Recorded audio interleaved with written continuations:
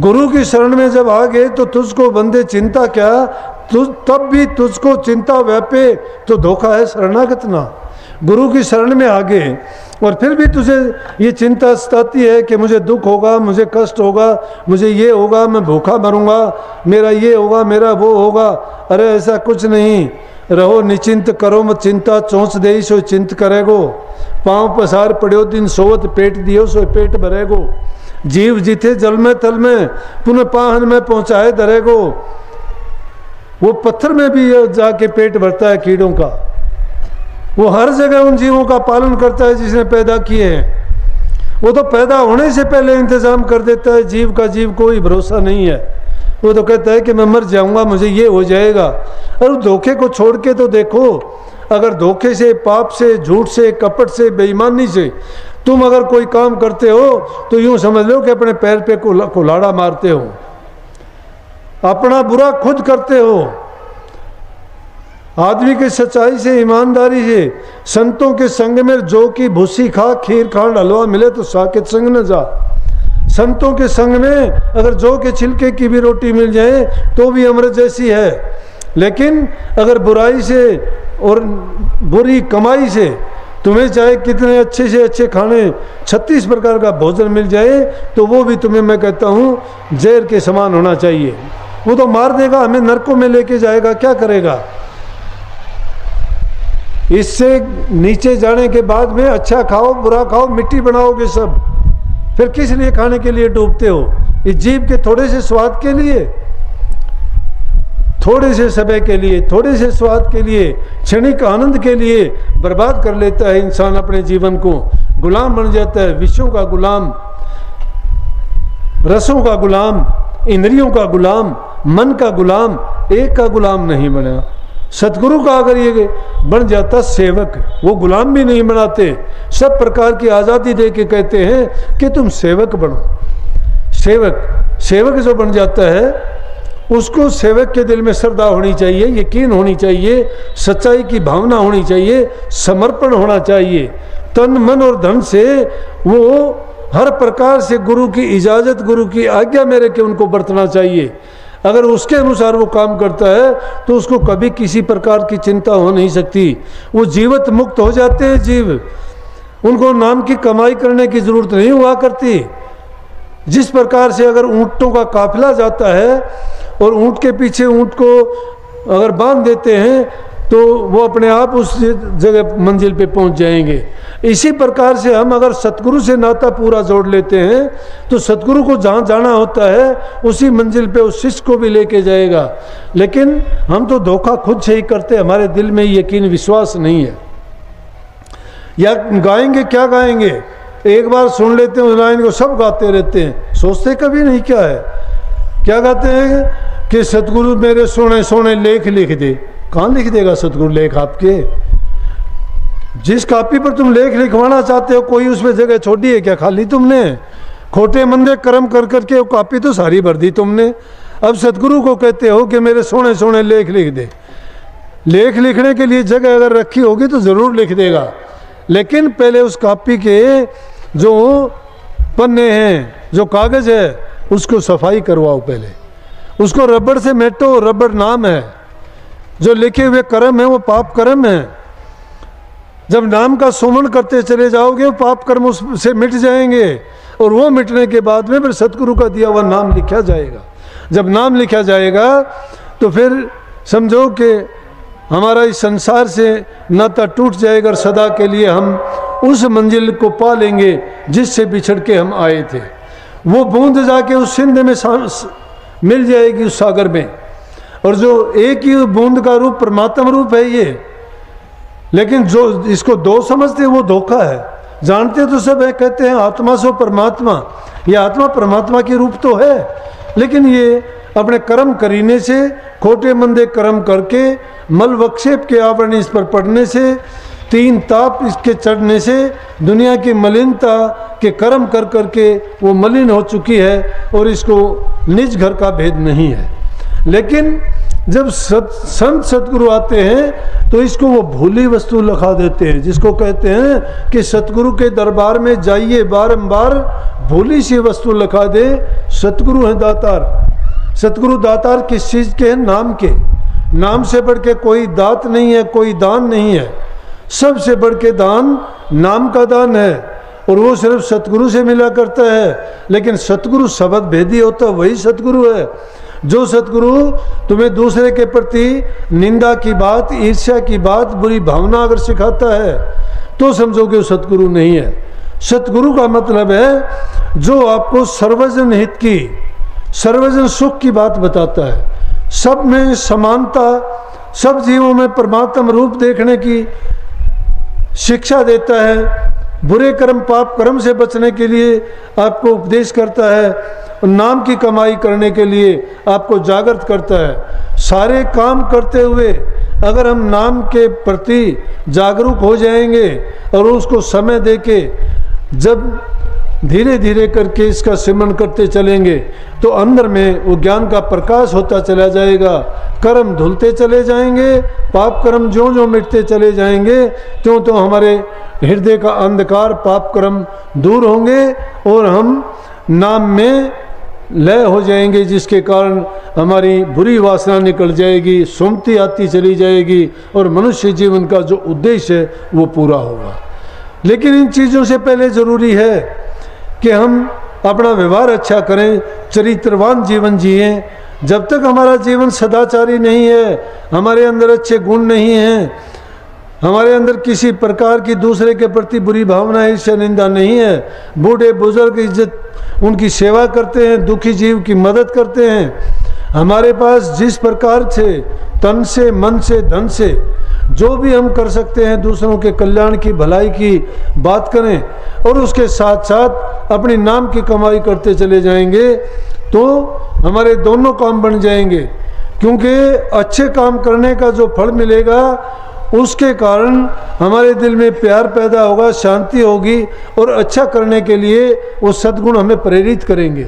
और जब मन में खुशी होगी, शांति होगी तो हमारे घरों में भी प्यार प्रेम होगा। जहाँ प्यार है, जहाँ सुमति है, सुख है, शांति है, वहाँ तुम कुछ भी काम करोगे सफलता मिलती है। लेकिन जिस घर में रोज़ाना लड़ाई झगड़े रहते हैं, इधर उधर की निंदा चुगलियाँ होती हैं, दूसरों की जहाँ बुराई होती हैं, शराब जुए खेलते हैं, उन घरों में तो काल का बासा होता है, नरक जैसा जीवन बन जाता है।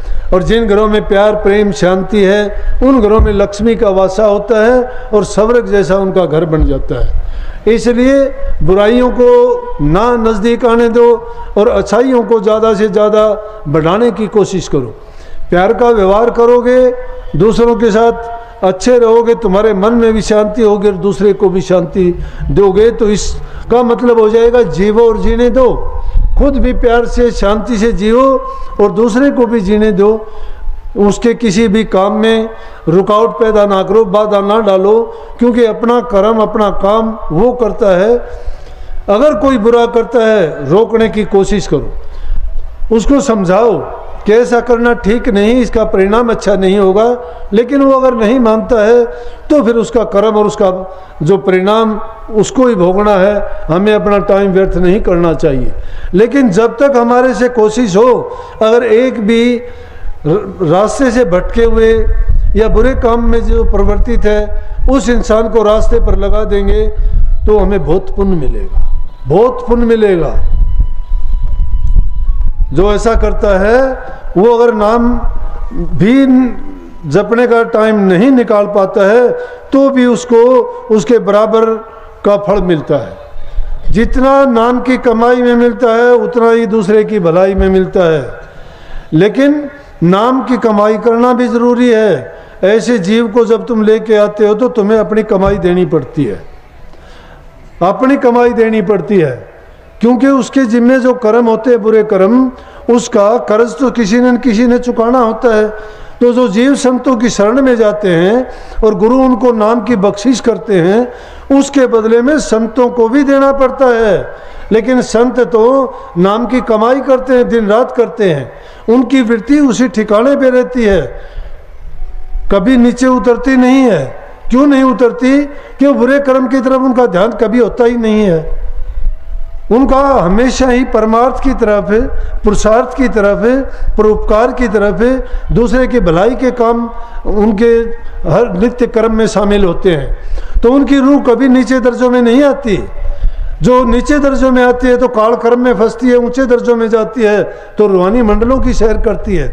जब ऊंचे दर्जों में बैठे होते हो तभी आप अच्छे करने के लायक बनोगे। जो बुरे करते हैं वो ऊंचे दर्जों में कभी विचरण नहीं कर सकते, लेकिन जो अच्छा करना सीख जाते हैं उनकी रूह अपने आप थोड़े से भी सुमरण से, थोड़े से भी ध्यान से और थोड़ा सा भी मैं कहता हूँ अभ्यास करेंगे तो उनकी मन की टिकाई होगी, सुरत की एकाग्रता होगी और उसके शब्द का सुनना, प्रकाश का देखना, और जो नूरी गुरु है वो तो हाजिर नाजिर हमेशा उसके साथ रहना शुरू कर देता है। वो तो खुली आंख भी देख सकता है, बंद आंख भी देख सकता है। चाहे बैठे रहो, चाहे खड़े रहो, चाहे सोते रहो, चाहे जागते रहो, सतगुरु हमेशा अंग संग रहेगा उसका, क्योंकि वो कभी भूलता नहीं। तो सतगुरु कैसे भूलेगा?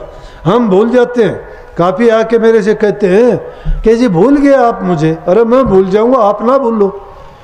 मैं भूल जाऊंगा, तुम्हें क्या दुख है? लेकिन तुम भूल जाओगे तो बुरे कामों में फंस जाओगे। कोई शराब पिएगा, कोई चोरी करेगा, कोई उल्टे सीधे और कर्म करेगा। तुम मुझे ना भूलो।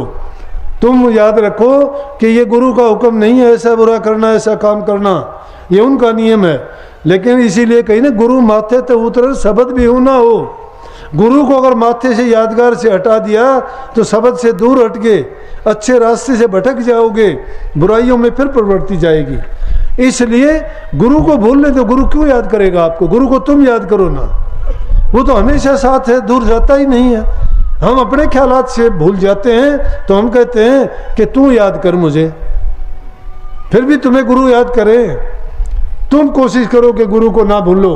नहीं भूलोगे तो कभी भी नहीं गिरोगे। सतगुरु तुम्हारे अंग संग रह के तुम्हारी हर प्रकार से, बाहर से भी अंदर से भी, रूहानियत में भी और संसार के पदार्थों के लिए भी, परोपकार के लिए भी और परमार्थ के लिए भी हाजिर रह के तुम्हारे सारे काम करेगा। इसलिए प्रेमियों कि सत्संग से बढ़ के दूसरी कोई चीज़ नहीं है। अभ्यास करना कठिन है, नहीं कर सकते, मुश्किल है। शायद जो कामों में भूल थी सत्संग में उनके पर्दे खुल जाते हैं। उनके ऊपर से जो पर्दा होता है हट जाता है, पता लग जाता है कि हमें ऐसा करना चाहिए, ये नहीं करना चाहिए, ये करने से हमारा ये होगा और ऐसा करने से हमारा ये होगा। इसलिए जहाँ सत्संग मिले, जितना ज़्यादा मिले सत्संग करना चाहिए। बाहरी सत्संग भी करो, साथ साथ आंतरिक सत्संग करो। जब एकांत में होते हो तो भी शब्द को याद रखो, गाने वाले शब्दों को याद रखो, मन में ख्यालात, सत्संग के वचनों को याद करो, अच्छे विचार, अच्छे ख्यालात करो। महापुरुषों का याद करोगे, उनकी वाणी याद आएगी, उनके दर्शन होंगे अंदर में, तुम्हारा मन साफ होता चला जाएगा और मन किसी दूसरी ओर नहीं भागेगा। जब इस प्रकार का हम अपने ख्यालात को जोड़े रखेंगे तो निश्चित रूप से मन की सफाई होती रहेगी। और जब दर्पण पर काई जम जाएगी, दर्पण पर काई जम जाएगी तो इस बार के चौखटे को बेशक साफ करते रहना, साफ दिखाई नहीं देगा। जब दर्पण लागी काई फिर दरस कहाँ से पाई। जब दर्शन देखा चाहिए तो दर्पण मांझते रहिए। दर्पण कहाँ से मंजेगा? नाम के द्वारा मंजेगा। हृदय रूपी दर्पण को जब मांझते रहोगे गुरु उसमें आपको दिखाई देगा। और जब गुरु को तुमने अपना बना लिया है, अगर गलती से कोई ऐसा काम भी हो गया तो गुरु हाजिर नाजिर रह के तुम्हें उस गलती से भी निकाल लेगा, तुम्हें याद दिला देगा, याद दिला देगा, पाप कर्म नहीं करने देगा, चेता देगा किसी न किसी रूप में, हाजिर नाजिर, सपने में, ध्यान में, अभ्यास में, हर प्रकार से आजमा के देखा करो। गुरु कभी दूर जाता नहीं है। इसलिए आंतरिक सत्संग किया करो। आंतरिक सत्संग है काम करते करते ख्याल वही बनाए रखो, सत्संग का, ध्यान का, गुरु के रूप का, सत्संग के वचन का, अभ्यास का। तुमने क्या किया पिछली याद करो, कब तुम्हें नूरी गुरु के दर्शन हुए नहीं हुए, शब्द सुनाई दिया नहीं दिया, सुनाई दिया तो कौन सा सुनाई दिया, कैसा करने से सुनाई दिया, ये आंतरिक सत्संग होता है, वो अकेले भी कर सकते हो। फिर एक है तीसरी प्रकार का, जब भी सत्संगी मिलते हो तब भी उस समय में अपनी बात उनको सुनाओ, उसकी बात उनसे पूछो। दुनियादारी की बात तो दुनिया के लोग बहुत पूछने वाले हैं, लेकिन सत्संग की, ध्यान की, अभ्यास की, सुमरण की, ये बातें पूछो, ये बात करो, उससे भी तुम्हें बहुत फायदा मिलता है। ये भी नहीं होता है तो पुस्तकों को पढ़ो, पुस्तकों को जानते ही नहीं। ये राजवीर सिंह बैठा, इनका को शादी हुई, पोते पोती हुई, बोले कि मैं तो और चीज़ों की बजाय ये करता हूँ कि किताब दे दो मुझे तो इतनी, बोला 1000 किताब भेज देना, मैं तो जो भी आएगा सत्संगी आओ गैर सत्संगी आओ उसको एक किताब पकड़ा दूंगा हर एक को, कि कम से पढ़ेगा, वो पढ़ेगा कभी तो उसकी वृत्ति जागेगी, सत्संग की तरफ बढ़ेगा। सत्संगियों के ख्यालात और विचार ये होते हैं। गुरुओं के लिए तो कुर्बानी देनी पड़ी। नानक साहब 11 साल तक पत्थर बिछा के बिस्तर पे सोया था। ऐसे नहीं मिलता नाम, नाम मिल गया 2 मिनट में बैठ के आगे कि जी ये नाम है जप लेना। जपने वालों के मन की वृत्ति भ्रांति कभी मिटी नहीं। ऊंची बात करते हैं रूहानियत की, कहाँ जाओगे? कह देता हूँ कभी कभी जब थोड़ा मेरे को दुख लगता है, क्योंकि जिस चीज़ के लिए हम कोशिश करते हैं कि आदमी को अपना जीवन स्तर ऊंचा उठाना चाहिए, रूहानियत में आगे कदम बढ़ाना चाहिए, वैसे थोड़ा होगा। आपाधापी का काम करते हो। सबको आशीर्वाद है, खुश रहो, लेकिन नाम की कमाई किया करो, तुम्हारा काम यही आएगा।